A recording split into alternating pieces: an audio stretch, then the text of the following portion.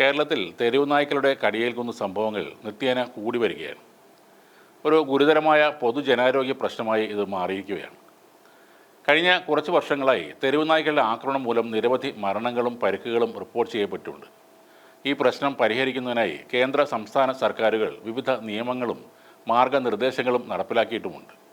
കൂടാതെ കേരള ഹൈക്കോടതിയും സുപ്രീം കോടതിയും ഈ വിഷയത്തിൽ നിരവധി സുപ്രധാന വിധികളും പുറപ്പെടുവിച്ചിട്ടുണ്ട്. നമ്മുടെ നിയമങ്ങൾ പ്രകാരം തെരുവ് നായ്ക്കളെ അനാവശ്യമായി ഉപദ്രവിക്കുന്നതോ കൊല്ലുന്നതോ ശിക്ഷാർഹമാണ്. എന്നാൽ മനുഷ്യർക്ക് സുരക്ഷ ഉറപ്പാക്കേണ്ടതിൻ്റെ ഭാഗമായി നായ്ക്കളുടെ ജനസംഖ്യ നിയന്ത്രിക്കുന്നതിനുള്ള നടപടികൾ അനുവദനീയമാണ്. കേരളത്തിൽ ഏകദേശം 9 ലക്ഷം തെരുവ് നായ്ക്കൾ ഉണ്ടെന്നാണ് ഹൈക്കോടതിയിൽ സമർപ്പിച്ച റിപ്പോർട്ടുകൾ സൂചിപ്പിക്കുന്നത്.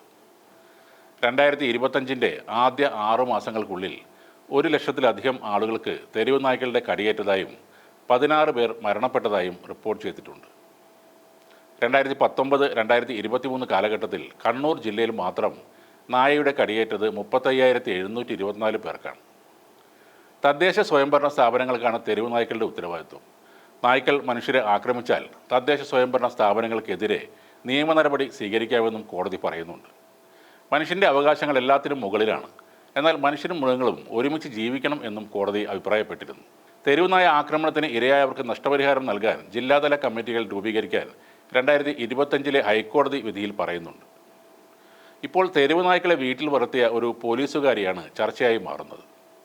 ഇവരുടെ നായ വളർത്തൽ കാരണം ബുദ്ധിമുട്ടിലായ തിരുവനന്തപുരം ചെങ്കോട്ടുകോണത്തെ നാട്ടുകാർക്ക് ഇപ്പോൾ ചെറിയ ആശ്വാസം ലഭിച്ചിരിക്കുന്നു.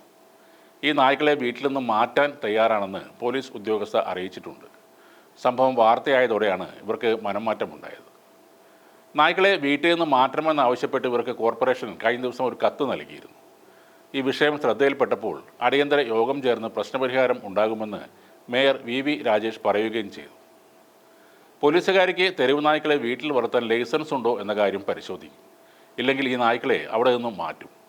പരാതിയുടെ അടിസ്ഥാനത്തിൽ നായ്ക്കളെ തെരുവിലേക്ക് തുറന്നുവിടാൻ കഴിയില്ല. അവ കൂടുതൽ അക്രമകാരികളായി മാറും. നായ്ക്കൾക്ക് വാക്സിൻ നൽകി മറ്റൊരു സ്ഥലത്തേക്ക് മാറ്റാനുള്ള നടപടികളാണ് തേടുന്നത്.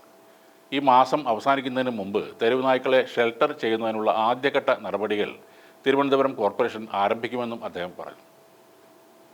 ഈ പോലീസ് ഉദ്യോഗസ്ഥ വളർത്തുന്ന 70ഓളം തെരുവ് നായകൾ കാരണം പുറത്തിറങ്ങാൻ പറ്റാത്ത ദുരിതത്തിലായിരുന്നു അയൽവാസികളൊക്കെ.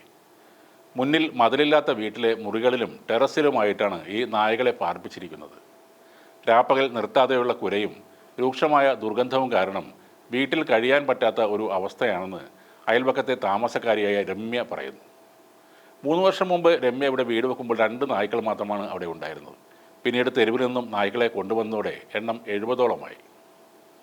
നായ്ക്കളുടെ ആക്രമണം ഭയന്ന് 10 വയസ്സുള്ള മകനെ പലപ്പോഴും സ്കൂളിൽ അയക്കാനോ അല്ലെങ്കിൽ പുറത്തിറങ്ങാനോ കഴിയുന്നില്ല എന്നാണ് പറയുന്നത്. ഇലക്ട്രിസിറ്റി, വാട്ടർ മീറ്റർ റീഡിങ്ങിനായി ഉദ്യോഗസ്ഥർ പോലും ഇവിടേക്ക് വരാറില്ല. മീറ്ററിൻ്റെ ഫോട്ടോ എടുത്ത് അവർക്ക് അയച്ചു നൽകുകയാണ് പതിവ്. ഗ്യാസ് സിലിണ്ടർ ഡെലിവറിക്കോ ഓൺലൈൻ ഡെലിവറിക്കോ ജീവനക്കാർ തയ്യാറാകുന്നില്ല. ഈ നായകളെ ഭയന്ന് പോലീസിനെ വിളിച്ചാണ് പലപ്പോഴും ഇവരൊക്കെ സ്വന്തം വീട്ടിലേക്ക് കയറുന്നത്. എന്നാൽ ഇപ്പോൾ പോത്തൻകോട് പോലീസും സഹായിക്കുന്നില്ലെന്ന് രമ്യ പറയുന്നു. ഇറച്ചിക്കടകളിൽ നിന്നും ഹോട്ടലിൽ നിന്നും എത്തിക്കുന്ന ഭക്ഷണ അവശിഷ്ടങ്ങളാണ് ഈ നായ്ക്കൾക്ക് നൽകുന്നത്. അത് പരിസരത്താകെ ദുർഗന്ധം പടർത്തുകയും ചെയ്യുന്നു. നഗരസഭ, ഓംബുഡ്സ്മാൻ, മനുഷ്യാവകാശ കമ്മീഷൻ എന്നിവർക്ക് പരാതി നൽകിയെങ്കിലും നടപടികൾ ഒന്നും ഉണ്ടായിട്ടില്ല. സംഭവവുമായി ബന്ധപ്പെട്ട് കാട്ടായിക്കോണം വാർഡ് കൗൺസിലർ സിന്ധു ശശി രമ്യയുടെ വീട് സന്ദർശിച്ചിരുന്നു. 17-ാം തീയതി നേരിട്ടെത്തി കാര്യങ്ങൾ ചർച്ച ചെയ്യാമെന്ന് മേയർ വി രാജേഷ് ഇപ്പോൾ ഉറപ്പ് നൽകിയതായി കൗൺസിലർ പറഞ്ഞിട്ടുണ്ട്.